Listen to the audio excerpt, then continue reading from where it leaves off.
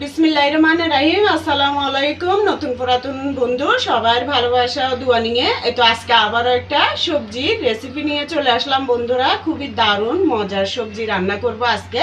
এই তো দেখুন সবজি হচ্ছে, এখানে হেলেঞ্চা শাক আছে, এটা এক আটির অর্ধেক নিয়ে নিলাম।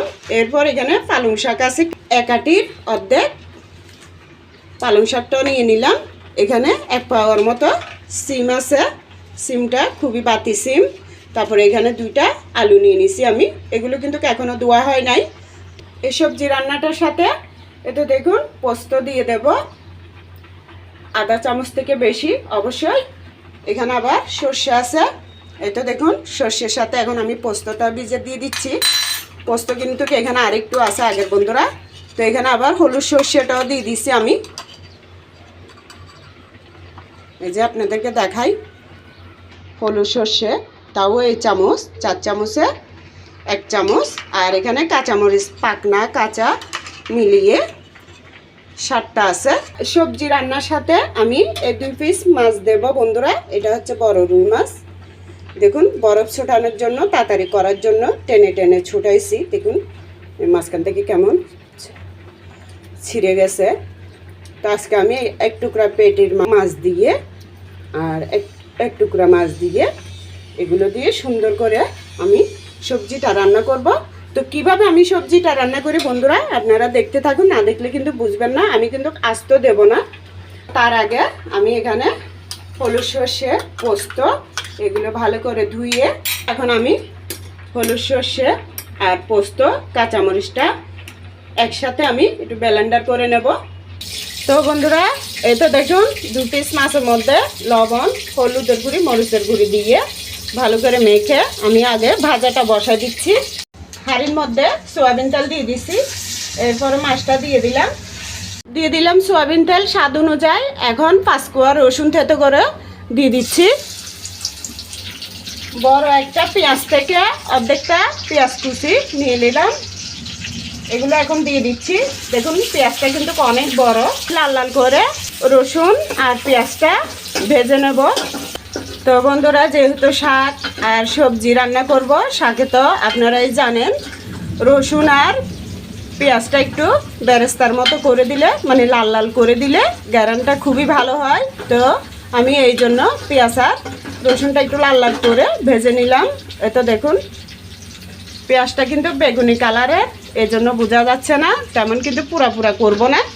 তো এর মধ্যে এখন দিয়ে দিব শুকনো মশলা 4 চামচ ছোটোগুলোই, 1 চামচ হলুদের গুঁড়ি, 1 চামচ মরিচের গুঁড়ি, এগুলো দিয়ে দিলাম। দিয়ে আবার আমি তেলের মধ্যে একটু নেড়ে নিচ্ছি। তো যাতে মরিচের গুঁড়ি হলুদের গুঁড়ি পুড়ে না যায় এই অবস্থায় আমি এই যে মশলা আপনাদেরকে দেখাচ্ছি হলুদ সর্ষে পোস্ত কাঁচামরিচ এটা ব্লেন্ডার করে নিলাম। নেওয়ার পর এখন দিয়ে দিছি। দেখুন বন্ধুরা মাশাআল্লাহ কালারটা কত সুন্দর আসছে, হয়তো মোবাইলে বোঝা যাচ্ছে না। এই তো দেখুন কত ইয়াম্মি লাগতেছে। তো আবারও এই যে একটু পানি দিয়ে দিলাম। তো বন্ধুরা অল্প করে লবণ দিয়ে দিচ্ছি, যেহেতু আমি মাছ বোনার মধ্যে লবণ দিচ্ছি, লাগলে কিন্তু পরে দিতে পারবো। এই তো বন্ধুরা দেখুন কত সুন্দর মশলাটা কষানো হয়ে গেছে। তেলটা উঠার পরে আমি এখন এই তো আলু আর শিমটা ভালো করে ধুয়ে দিয়ে দিলাম। আলু আর শিমটা ভালো করে একটু মশলার মধ্যে 2-3 মিনিট আমি এভাবে কষিয়ে নেব। তারপর শাকটা দেবো বন্ধুরা, যেহেতু শাক তো 4-5 মিনিটে হয়ে যাবে, তাই একটু পরে দেব।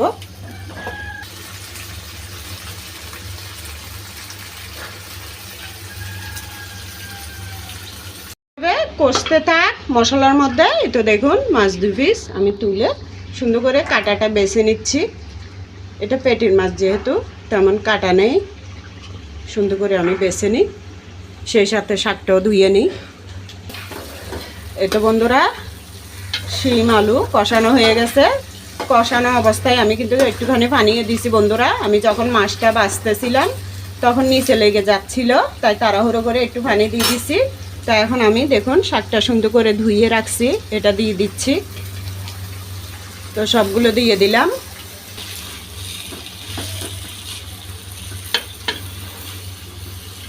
তো এখন উল্টা পাল্টায় নেড়ে দিচ্ছি।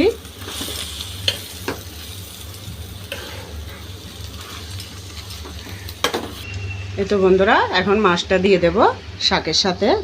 শাকটা দেওয়ার সাথে সাথে মাছের কাটা বেছে রাখা ওইটা মাছটাও দিয়ে দিলাম। মাছটা দেওয়ার পর আমি একটু জিরা ধনিয়ার গুঁড়ি দিয়ে দিলাম। টালার পরে ব্লেন্ডার করে রাখছি। এখন আমি সুন্দর করে মাছ সহ আবার শাক, শিম, আলু একসাথে ভালো করে নেড়ে নেব। তো জানি না বন্ধুরা আপনাদের থেকে আমার এই রেসিপিটা আজকে কেমন লাগবে। যদি ভালো লাগে লাইক কমেন্ট শেয়ার করে পাশে থাকবেন বন্ধুরা। আর পুরাতন বন্ধুরা তো সবসময় পাশে থাকেনি, তাদেরকে অসংখ্য ধন্যবাদ। নতুন বন্ধুরা যদি দেখে থাকেন তাদেরকে বললাম আর কি, যদিও ভালো লাগে আমার এই রান্নাগুলো। এভাবে আমি 1 মিনিট পর্যন্ত একটু উল্টায় পাল্টায় নেড়ে নিলাম ভালোভাবে। এতো দেখুন এখন সামান্য করে গরম পানি দিয়ে দিতে হবে বন্ধুরা। এতো মাছ ভাজার হাঁড়িটার মধ্যে একটু গরম পানি বসাই দিছি। এখন দিয়ে দিলাম শিম, আলু একটু ভালো করে সিদ্ধ হতে হবে। শিমটা কিন্তু সিদ্ধ হয়ে গেছে, আলুটা আর একটু সিদ্ধ হবে, তাই একটু পানিটা দিলাম। আমি কিন্তু গা এভাবে একটু ঝোল ঝোল রাখবো, বেশি শুকাবো না। আপনারা যেভাবে ভালো লাগে এভাবে শুকনো রাখতে পারেন বন্ধুরা। একটু ধনিয়া পাতা দিয়ে দিচ্ছি বেশি করে, তেমন বেশিও না। তো বন্ধুরা আমি এই রেসিপিটা করার আগে একটা গুলগুলার রেসিপি দিয়েছি, নাস্তার রেসিপি। এটা কিন্তু খুবই ভালো হয়েছে, অসাধারণ স্বাদ হয়েছিল।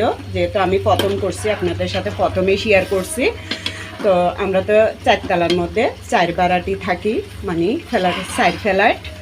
তো আমি তো ওই রেসিপিটা করছি যে গুলগুলাটা আমি 4 ভাড়াটি আমরা একসাথে মিলেমিশে খাওয়া হয়েছিল। মানে আমি সবাইকে, আমার সাথে 3 ভাড়াটি আছে, ওনাদেরকেও আমি 3টা 4টা করে সবাইকে দিছি। তো আজকে সকালে ওনার স্বামী বলতেছে যে মানে আমার গুলগুলা রেসিপিটা নাকি অসাধারণ হয়েছে, খুবই ভালো হয়েছে খেতে, যেহেতু নারকেল টারকেল সব বেশি করে দিছি। তো বলো যে ভাবিকে বলো, মানে ওনার ওয়াইফকে বলতেছে যে ভাবিকে বলো যে আমি আবারও ওই মানে গুলগুলা কখন করবে ওইটার আশায় আছি, এরকম বলতেছে। তো ওনার ওয়াইফ আমাকে বলতেছে আর হাসতেছে, কথা শুনতেছেন না আপনার ভাইয়া কি বলতেছে? আমি বলছি যে হ্যাঁ শুনতেছি, আচ্ছা যখনই করি আবার দেব, সমস্যা নেই। তো আপনারা ভালো লাগলে আমার রেসিপিগুলো দেখে নেবেন। বড় হলো বন্ধুরা আমি খুবই নিখুঁতভাবে, খুবই সুন্দরভাবে, পারফেক্টলিভাবে রান্না বলেন, নাস্তার রেসিপি বলেন ভালোভাবে দেখাই, যাতে আপনারা বুঝতে পারেন। ভালো লাগলে দেখে নিন বন্ধুরা। তাই আমি এই ভিডিওতে আপনাদেরকে আবারও বলে দিলাম। কেমন অন্ধকার হয়ে গেছে বন্ধুরা, এখন মনে হয় আবার ঝুমঝুম করে জুড়ে বৃষ্টি নামবে। তো আমার শাকটা হয়ে গেছে বন্ধুরা, একটু অন্ধকার লাগতেছে, আপনারা কষ্ট করে দেখে নেবেন। তবে তেমন কিন্তু অসুন্দর লাগে না রান্নাগুলো। আমি কখনো ফিল্টার ইউজ করি না, যেটা অরিজিনাল রান্নার কালার। সবসময় আমি রান্নার চুলের মধ্যে খুবই আলো থাকে। তো বন্ধুরা অন্ধকার হওয়ার কারণে যদিও ভালোভাবে আলো বোঝা না যায়, তবে কিন্তু খুবই সুন্দর লাগতেছে আমার থেকে। তো আমার থেকে ভালো লাগলে অবশ্যই আপনাদের থেকেও ভালো লাগবে বন্ধুরা। দেখুন কত ইয়াম্মি হয়েছে, কত সুন্দর হয়েছে। তো আমার শাকটা কিন্তু কমপ্লিট হয়ে গেছে বন্ধুরা। আমি লবণটা দেখছি, মাশাআল্লাহ বন্ধুরা অনেক ভালো লাগছে। তো আপনারা যদি এভাবে ভালো লাগে, আপনারা সেমভাবে আমি যেভাবে করছি এভাবে মশলার মধ্যে করে দেখবেন, যে মশলাগুলো দিছি ওগুলোর মধ্যে। তো ওই যে বললাম আমার যখনই যেটা ভালো লাগে তখনই আমি ওইভাবে রান্না করে খাই। আমি কোনো কিছু কিন্তু বাসি না, আমার স্বাদ অনুযায়ী আমি সবসময় রান্নাগুলো করে খাই, আপনাদের সাথেও শেয়ার করি। তো আমি আর এই তো ঝুলটা আর শুকাবো না। দেখুন বন্ধুরা কেমন রাখছি, এটা গায়ে গায়ে থাকবে, খেতেও ভালো লাগবে ভাতের সাথে মেখে। তো বন্ধুরা আজকে আমি বাটির মধ্যে আর পরিবেশন করে দেখাচ্ছি না, এটা এইভাবে কিন্তু আপনারা রান্না করে যদি দেখেন নিজেরাই বুঝবেন ভাতের সাথে মেখে খেলে কত স্বাদ হয়, কত মজার হয় এই ধরনের সবজি রান্নাগুলো। তো বন্ধুরা এখানে রান্নাটা শেষ করতেছি বন্ধুরা। যদি ভালো লাগে আমার দুয়ো ভালোবাসা দিয়ে আমার পাশে থাকবেন ইনশাআল্লাহ, যাতে আমি আপনাদের পাশে থাকতে পারি। তো সবাই দোয়া করবেন। আল্লাহ হাফেজ, আসসালামু আলাইকুম।